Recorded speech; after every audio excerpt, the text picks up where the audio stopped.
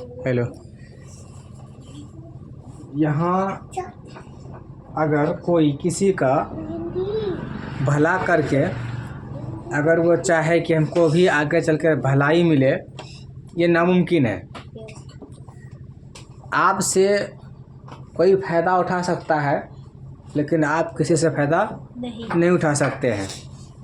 इसलिए जब उसको ज़रूरत पड़ा था या ज़रूरत था तो वो आपको बहुत कुछ सुनाया, बनाया, बहकाया होगा, लेकिन जब उसकी ज़रूरत पूरा हो गया तो वो आपको अपने आप में छोड़ करके अपने आप अकेला हो गया, है ना।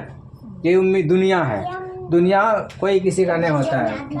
जब तक आपसे मतलब है तब तक आपका रहेगा। जिस दिन आपका मतलब ख़त्म होगा उस दिन वो आपसे दूरी बना लेगा।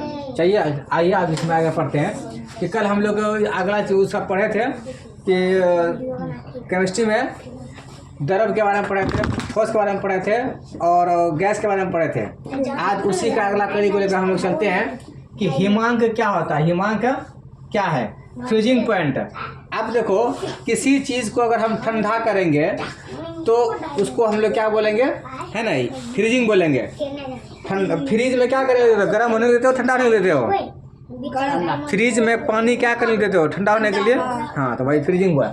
क्या है? जिस ताप पर कोई द्रव ठोस में परिणत होता है हिमांक कहलाता है। जल का हिमांक 0 डिग्री होता है। कोई भी आदमी अगर गर्मी के मौसम में फ्रीज में अगर पानी देता है तो क्या कर देता है? ठंडा होने देता है। तो वही हिमांक कहलाता है। क्या कहलाता है? हिमांक कहलाता है। जिस ताप पर कोई द्रव ठोस में परिणत होता है हिमांक कहलाता है। जल का हिमांक कितना है? 0 डिग्री सेल्सियस। 0 डिग्री सेल्सियस कितना है? 0 डिग्री सेल्सियस है। अतः द्रवनांक या गलनांक, द्रवनांक और गलनांक क्या होता है? Melting point.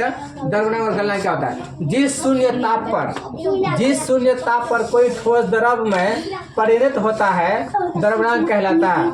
बिल्कुल निम्न ताप पर, 0 ताप पर अगर कोई द्रव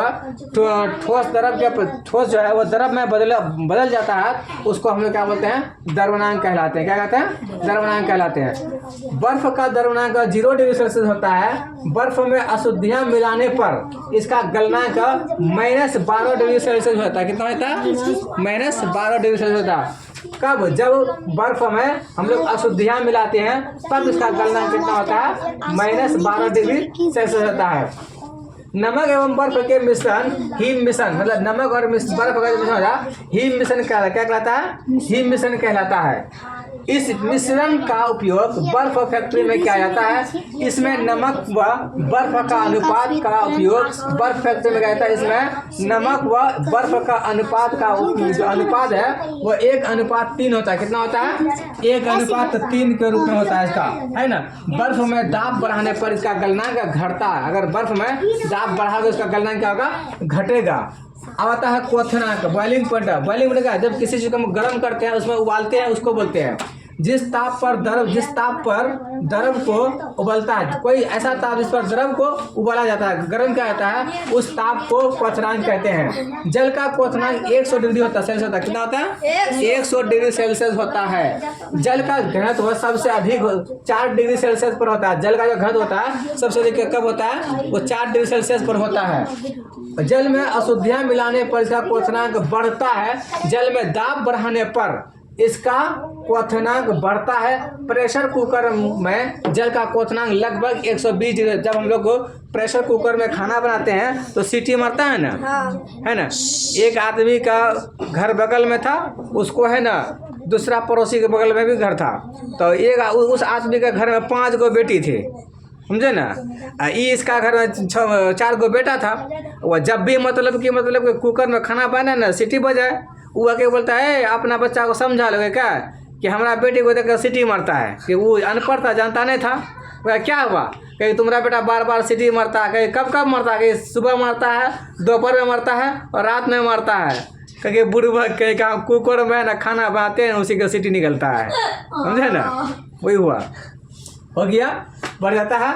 अब आता है संघनन, है ना, कंडेंसेशन। अब होता है कंडेंसेशन। क्या कहते हैं उसको?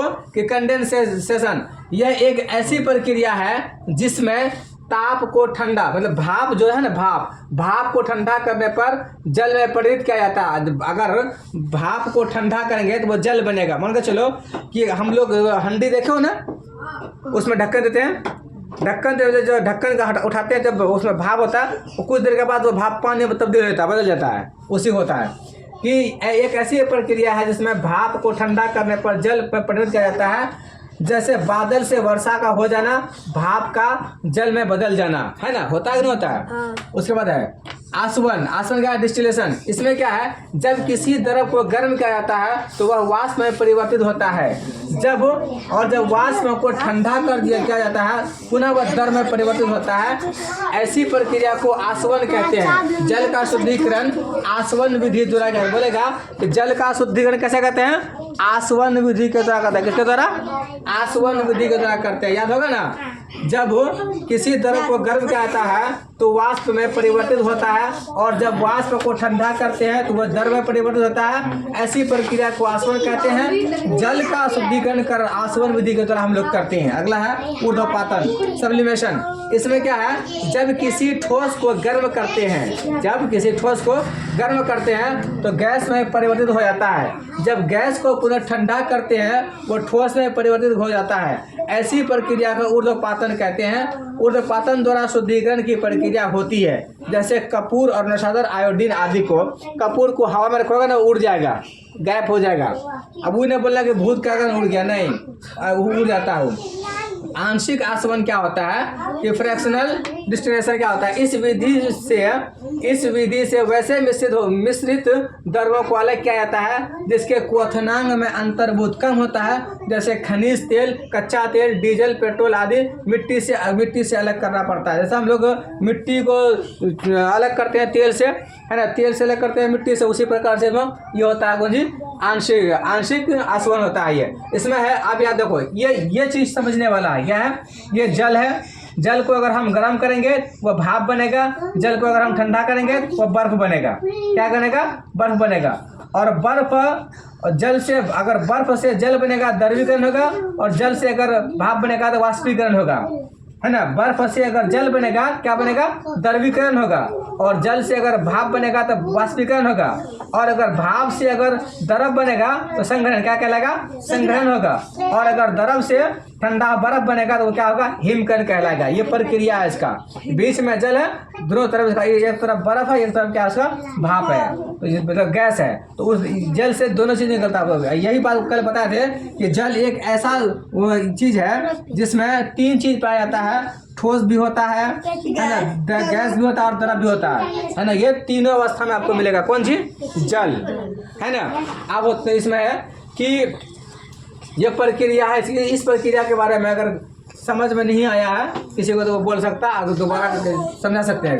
अगर समझ में आएगा तो कोई दिक्कत नहीं है। समझ में आएगा सबको? यस। तो आज यही खत्म करते हैं, थोड़ा ठंडा ज़्यादा है ना। चलिए।